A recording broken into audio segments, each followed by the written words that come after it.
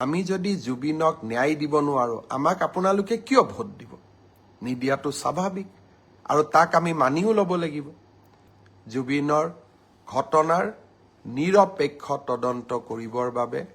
যোৱাকালি মই গুৱাহাটী উচ্চ ন্যায়ালয়ৰ মুখ্য ন্যায়াধীশক এখন চিঠি লিখিছো যে এজন সিটিং জাজেৰে আপুনি এখন জুডিশিয়েল কমিশনো গঠন কৰি দিয়ক যদি পুলিচৰ তদন্তত কিবা ভুল থাকে জুডিশিয়েল কমিশনখনে যাতে আমাক তন্নকৈ চাই থাকিব পাৰে অৰ্থাৎ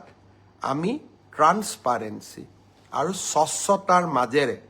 এই তদন্তক আমি আগবঢ়াই লৈ যাব বিচাৰো অসমৰ ৰাইজক মই আৰু এটা প্ৰতিশ্ৰুতি দি থৈছো